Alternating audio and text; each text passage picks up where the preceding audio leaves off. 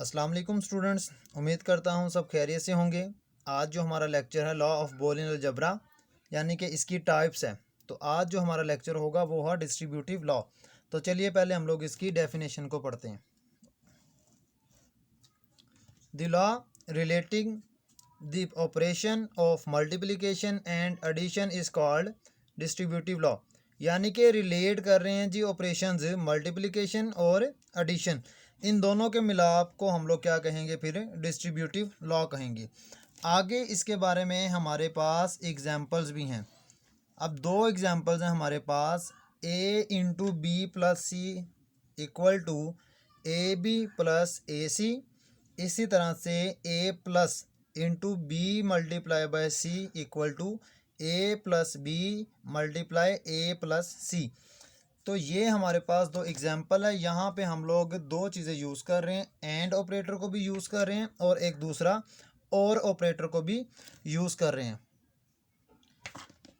Example के बाद हमारे पास लॉजिकल ऑपरेटर के बारे में लिखा है कि इसमें हम लोग एंड ऑपरेटर को यूज़ करते हैं और दूसरा और ऑपरेटर को यूज़ करते हैं।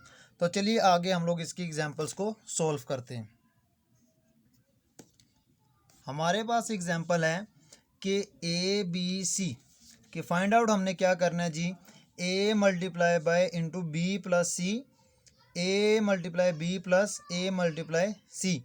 ये हमारे पास 3 वेरिएबल वाला सवाल है, तो इसके लिए हमें 8 रोज़ की ज़रूरत है। अगर हमारा सवाल 2 वेरिएबल वाला होता तो हमें सिर्फ फिर 4 रो की ज़रूरत होनी थी।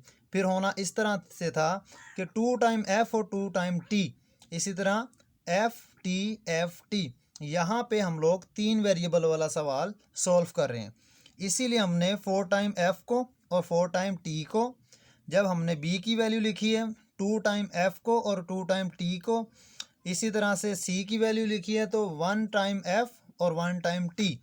इस तरह से हमने इन वैल्यूज़ को पुट किया। और ये आपने याद रखना है, हर सवाल में इन वैल्यूज़ को सेम एज इट इज़ ही आपने लिखना है। उसके बाद सवाल हम लोग सॉल्व कर रहे हैं कि b प्लस सी। अब b प्लस सी में देखें आप कि b की वैल्यू क्या हमारे पास f और c की वैल्यू हमारे पास है f, तो इसीलिए इनका आंसर क्या आ गया f, क्योंकि 0 प्लस 0 इक्वल टू 0। ये जो f है इसकी जगह 0 पहले लिखते थे हम लोग। दूसरी वैल्यू हमारे पास कि f प्लस टी। अब t जो रिप्रेजेंट कर रहा है 1 को, तो इसीलिए 0 प्लस 1 आंसर तो 1 आता है, तो इसीलिए यहाँ पे f प्लस टी, तो आंसर आ गया t का। आगे भी आप देख सकते हैं कि a डॉट b।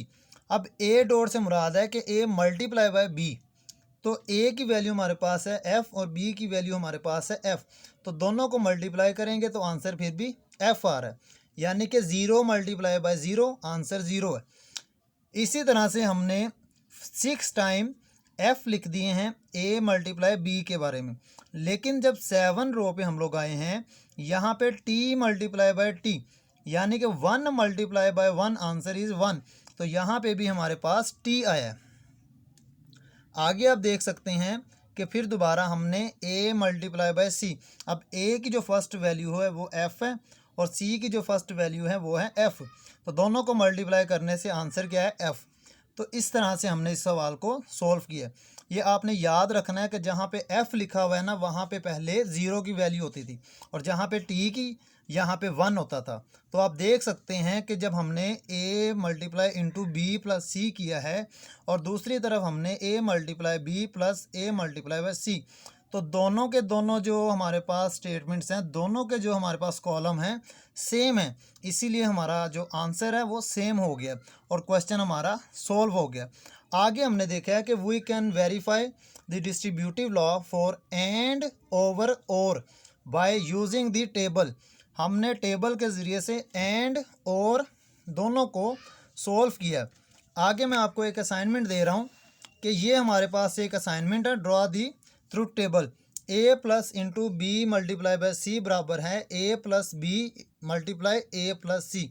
उम्मीद करता हूँ आप ये सवाल लाजमी सॉल्व करेंगे और मुझे बहुत उम्मीद है कि आपको ये समझ आ गई होगी।